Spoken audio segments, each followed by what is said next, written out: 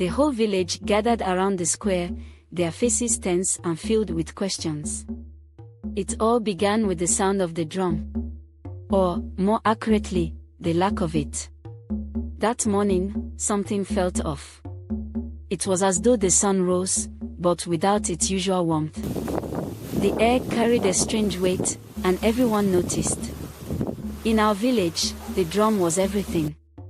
It wasn't just music, it was the rhythm of life. Kofi, the drummer, was the soul of that rhythm. Every morning, before the birds even began their songs, his drum beats would echo through the air, waking us up and reminding us of the beauty of a new day. His beats weren't random, they spoke.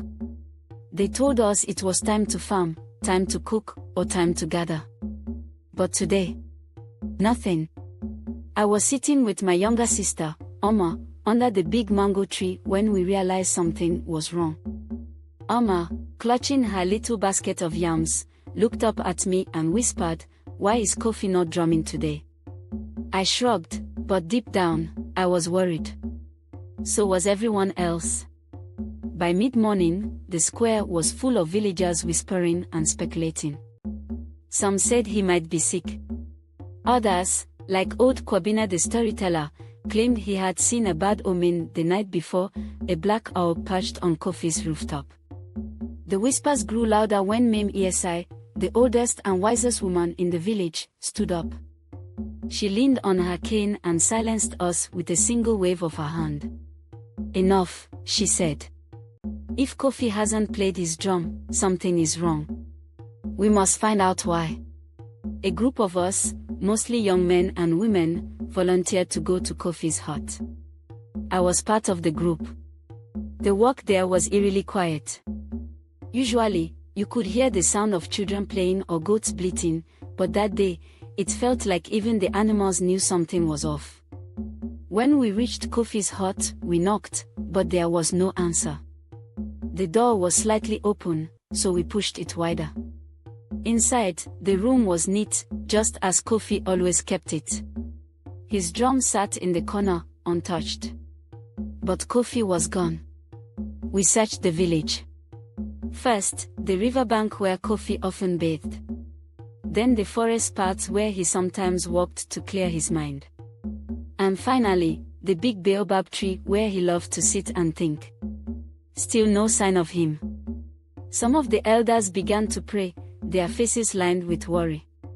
As the sun started to set, casting a golden glow over the village, I noticed something strange. Near the edge of the forest, there were footprints. They were fresh, leading into the dense trees. "Over here," I called out. The group hurried over, and together, we followed the trail. The deeper we went into the forest, the darker it became. The trees seemed to close in on us, their branches twisting like hands trying to hold us back. The air grew heavy, and for the first time in my life, I felt truly afraid. And then we heard it. A faint drum beat, soft but steady. It was coming from the direction of the old shrine. Everyone froze. The shrine was a forbidden place. It was said to be the home of restless spirits, a place no one dared to visit.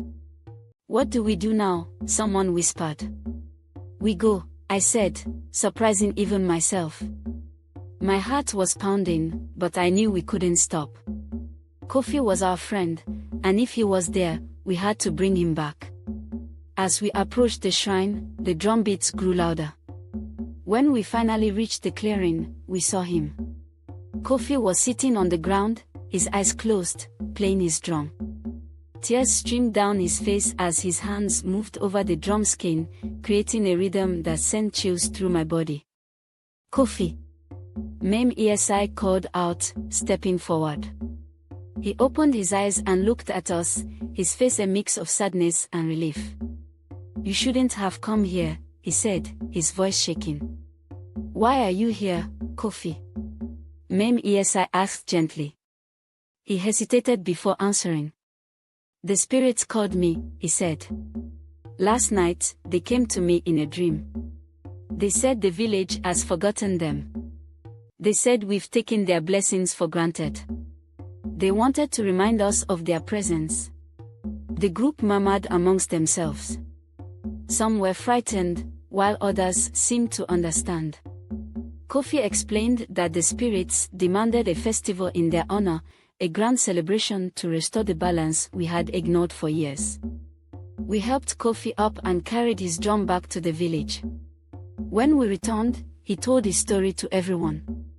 Some of the elders were skeptical, but Mame Esai believed him. "We have neglected the spirits," she said. "It's time we show them our gratitude." The next day, preparations began for the festival. The women cooked large pots of food, the men built a stage for performances, and the children decorated the square with colorful cloth and flowers. Kofi's drum beats returned, louder and more vibrant than ever. But this time, they carried a deeper meaning, a reminder of our connection to the past and the spirits that watch over us. On the day of the festival, the village came alive in a way I had never seen before. People danced, sang, and shared stories late into the night. And as I watched Kofi play his drum with a smile on his face, I realized something important. The drum wasn't just music. It was a bridge, a way to connect the living and the unseen, the present and the past. From that day on, we never missed a chance to honor the spirits. And Kofi's drum. It never stayed silent again.